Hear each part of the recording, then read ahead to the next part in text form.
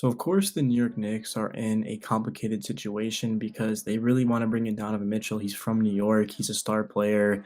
He's in his mid 20s, the prime of his career. They feel as if they pair him with Julius Randle and RJ Barrett and Mitchell Robinson, that they can seriously be a threat in the Eastern Conference. And I feel the same way because, just 2 seasons ago, the Knicks had a roster that over exceeded expectations. They finished as like what, the fifth seed, fourth seed, I don't even remember. And they were a really talented team. They had defense, but what they truly lacked was just that scorer next to Randall. They didn't really have much next to him. And like just with a year of RJ and Mitch developing, and we'd still probably have Emmanuel quickly. It's looking like we'd give up like Quentin Grimes, Cam Reddish, and McBride, and then like I don't know, 4 or 5 first round picks. But the reason why that the Knicks haven't actually received Donovan Mitchell is because they're unwilling to give up Derrick Rose to make it happen. And also, of course, the Utah Jazz just want way too much. Like, that is not worth Donovan Mitchell. I mean, if you were to look at Donovan Mitchell's stats last season, he went out there, he put up 26 points per game, 35.5% from three, 44.8% from the field, 5.3 assists, 4.2 rebounds. Those are incredible stats, and that's not mentioning the fact that he'd be playing next to Jalen Brunson. He'd be playing with, honestly, I'm not going to say a better roster because I did like the Jazz roster, but like, let's look up the Utah Jazz depth chart. I can't even spell it. Utah Jazz depth chart. If we go to theirs, and you can see like Mike Conley is obviously completely washed. Like, what did he do last season? He went out there and he put up, let's see, 13.7 points. He shot 43.5% from the field, 40.8% from three, 5.3 assists. Honestly, Conley, he hasn't been that bad since he came over from Memphis in the trade, but he's just not Jalen Brunson. Like, his numbers look really good, but he's not near like the level of a Jalen Brunson. And then like Rudy Gobert is like, he's not on the team anymore, but he was at the time. And of course they had like Bojan Bogdanovic. Wasn't he injured? How many games did he play last season? He played in, I guess he wasn't. Oh, I'm thinking of Joe Ingles, actually. That's my bad. Yeah, Joe Ingles was injured. So, yeah, it's just like, look at this roster, guys. Jordan Clarkson comes off the bench. He's pretty good. It's just not a very good roster, like at all. Like, I don't, Donovan Mitchell completely carries this roster. And then, like, you compare the Knicks roster, like, he'd be playing with Brunson, RJ Barrett, Mitchell Robinson, Julius Randle, Obi Toppin should stay, Jericho Sims, Evan Fournier. Actually, sorry, Evan Fournier would probably be in the trade for salary. Like, and the Knicks have like a really good roster. Like Brunson and Donovan Mitchell. The concern is defensively. I really would be terrified of starting Jalen Brunson next to Evan Fournier, but at the same time, we do have Mitchell Robinson, who of course makes up for a lot of lack of defense because of his rim protection, and he's just so athletic. And then RJ Barrett, who can guard wings, guards, it doesn't really matter. Like, RJ Barrett's a terrific defender. The Knicks are a lot worse when he's off the floor on defense. So I wouldn't be too concerned about it, dude. Like, just having two very good offensive players, to me, it doesn't necessarily outweigh bad defense because like you need good defense to win. Like the Warriors, sure, they have a great offense, but they also can lock you down in defense. Like, there's gonna be stretches where some of the most elite teams can't even score on them. But there's a bigger picture here. Like, I think people are missing that. Like, they're expecting Donovan Mitchell to just come and then like the Knicks are gonna have this roster. Like, no, like I think eventually Julius Randle would be moved. We'll pull him up on the screen. Like, I think you could see Julius Randle. Where's his contract at? He's got like, I want to say 3 years left. Like, he's on a huge contract, but we should be able to move that. Like, I'm not gonna say for Russell Westbrook, but I mean, the best case scenario is Julius Randle plays a different type of role. Like, he comes back and he's obviously more efficient, but he just can play without the ball because we don't want Randle dominating the basketball because we've got Brunson and Mitchell at that point. And like, obviously RJ Barrett needs more touches. So yeah, I mean, that would be the thing for the Knicks, is like, how can they sort of kind of move Randall's role around? Because like, having Coach Tip here and Randall has been super confusing because Coach Tip himself obviously has struggled offensively. The Knicks, that's why the Knicks really didn't make the playoffs. They were always a good defensive team, but they just couldn't score. And when they were up, I mean, they just were collapsing. So overall, the fact that, Coach Tip with his rotations and like not really developing the young guys, and also just falling in love with veterans like, Alec Burks at point guard, and Julius Randle getting like 43 minutes a game, RJ Barrett, that hasn't really proven to work. But I do think with Donovan Mitchell and like a a more in shape Randle, I do think the Knicks will be really good. And that kind of transitioned me into my next point. So we can go over to NBA standings and we can look at the Eastern Conference. Now, I said in my video yesterday that I believe the Knicks could take anyone in the East, and I didn't say they'd beat anyone. I don't know why people twist my words. I didn't say I'd favor them over the Heat, Celtics, Bucks, Sixers, but I did say I think that the Knicks could beat any of these teams because, I mean, once again, like let's look at the 1 seed Miami Heat, the 1 seed Miami Heat depth chart. And obviously the Celtics went to the finals. Let's go to the Celtics, actually. We'll go to the Celtics. They made the finals. Boston Celtics depth chart. By far the best team in the East on paper. They got even better with Malcolm Brogdon. And you can see. So here's the Celtics. Like Marcus Smart, Jaylen Brown, Jason Tatum, Al Horford, Robert Williams, Malcolm Brogdon's coming off the bench, Grant Williams, Gallinari, Derek White, Peyton Pritchard's a bucket. Of course, smaller guard, dude, he's good. I like Peyton Pritchard. But this is probably the best team in the East. So keep that in mind. This is the best team in the Eastern Conference. So this is the team that would give the Knicks the most threat on paper. So you would not say that the Knicks would beat them, of course. But again, I do feel like the Knicks could at least challenge this team because they've got Brunson against Smart. I mean, Marcus Smart's an incredible defender, but I mean, I'm not just going to sit here with a straight face and say that Brunson isn't a better player. I'd rather have Brunson than Smart.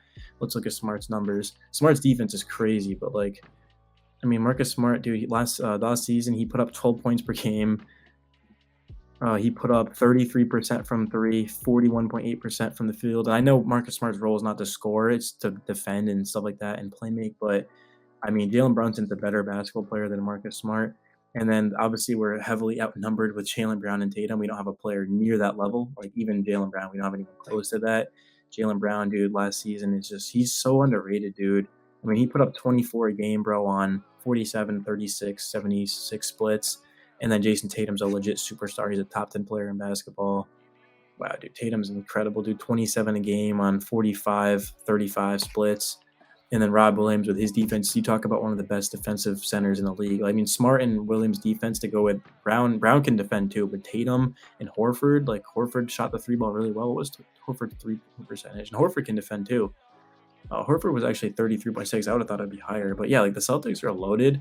But like I'm saying that this is the best team in the East.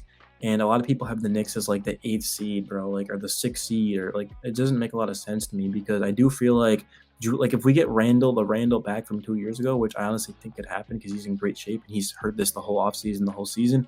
Like Randle, RJ Barrett, dude, with his defense, and if he can become an all-star. So now we've got all NBA Randle back. We've got an all-star in RJ Barrett. We've got a Donovan Mitchell's not a superstar, but he's pretty damn close to it. I mean, he can put up 27 to 30 a game like it's nothing. And then, of course, Jalen Brunson, Mitchell Robinson, the bench is to be determined. I mean, if we can somehow manage to keep Emmanuel Quickly, now we've got Quickly running our second unit. And obviously, the Knicks would not beat the Celtics in a 7-game series, but I do think that would go 6 games because, like, especially because they're rivals. They're in the Atlantic Division, New York and Boston. Like, there's going to be some sort of intensity to that. And the Knicks have actually played the Celtics well. Let's look up Knicks versus Celtics 2021, 2022. Let's just look at their games. But here's the first one. The Knicks get blown out in January 8th. Julius Randle has 13 points in 37 minutes. Obviously, it was a bad game, bro. But, then the next game, the Knicks, they win 108 to 105. That was the game-winning 3. Of course, that was a great game. And now we go to this game right here where we lose by 7 points. Look, Alec Burks played 41 minutes. Guys, Alec Burks played 41 minutes. We'd have Jalen Brunson. 138 to 134. The Knicks win that game in overtime. Right here, May 16th, 2021, the Knicks win by 4 points. And then right here, we lose by 2 points on April 7th. So again, am I saying the Knicks are better than the Celtics? No, people are going to say that I am down below. I'm not saying that. I'm telling you right now, we lose to them in the 7-game series. But the fact that this is the best team in the East and the Knicks get Donovan Mitchell and Jalen Brunson and guys develop, it just goes to show that the New York Knicks can legit be a threat to the East. That's what I said. I said they'd be a threat. They can threaten any team. And of course, there's a world where the Knicks could beat the Celtics. It certainly could happen. I really do believe in Jalen Brunson. I bought in completely. I bought into Donovan Mitchell. And obviously, I've always been a big fan of RJ Barrett. I'm even forgiving Julius Randle. I want Julius Randle to come back and prove me wrong and be that guy that he was a couple of seasons ago. Because Brunson, Mitchell and Randle right there, dude, with RJ. I mean, Mitchell Robinson, that is a scary team. IQ off the bench, bro.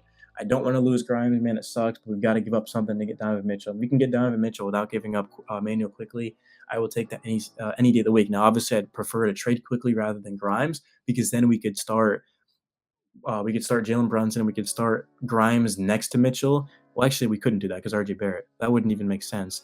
Well, that's tough. That's really tough. I don't know. If we kept Grimes, we wouldn't be able to start him because, and don't forget, we have Cam Reddish. He'd be in the trade though. See, that's the thing. Like, if we don't trade for Donovan Mitchell, I really like Brunson, Grimes, RJ, Toppin, and Mitch Robinson or Randall instead of Toppin. I really do like that, but at the same time, I do believe that Donovan Mitchell is going to have like a superstar type of season, and then I believe that, of course, people are going to see free agents are going to be like the Knicks are lit, bro. They just finished as the 4th seed. Donovan Mitchell went crazy. They're a me away from a championship. And that's how I believe, bro. I'm gonna sign out here. That's what I believe. If you don't agree with it, I really could care less. But you know, I'm not even if you could be the biggest diehard Knicks fan and you could disagree. That's fine. Like it's your opinion. But I'm just saying, like, hopefully you guys were able to kind of understand where I'm coming from. Like the Knicks with Donovan Mitchell can threaten any team in the East, and if they go up against the Heat, I don't care if it's the Celtics, if it's the Sixers, the Raptors, it will be a 6 or 7 game series. The Knicks are not going to be an early exit. They'll definitely get out of the first round. Second round, they'll probably, I don't know. Second round is a question too, but yeah, I mean, looking at like if we go to the NBA standings, like the only team that I'd really be afraid of with Donovan Mitchell and Brunson would be like it'd be Boston. I would not want to play Giannis.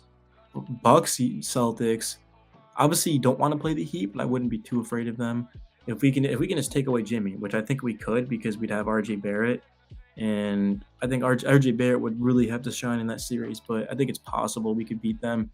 Um, but like I wouldn't want to play them. But like yeah, I mean Boston, Milwaukee, those two teams. I don't Embiid. I honestly feel like we could really stop the Sixers because we. But like, how would we defend Maxey and Harden? That was the thing. Because like I do trust Mitch. Like he can't lock down Embiid, but I feel like he could make it tough on Embiid. But then like we just don't have the guard defense. But also like Harden and Maxey would have to defend Mitchell and Brunson. So Toronto, like Bulls, Nets, like you never know what to expect with the Nets. Is Durant going to be there? If Durant going to be on the court, is Ben Simmons going to be on the court? Kyrie going to be like you just don't know. Atlanta's going to be super good. Cleveland, but I think we could beat them. Like I don't know, man. I don't know. I really just believe in the Knicks, dude. Without Mitchell, we'll probably be the 6th seed. With Mitchell, I think we can get up to the 4th seed, 3rd seed maybe. But yeah.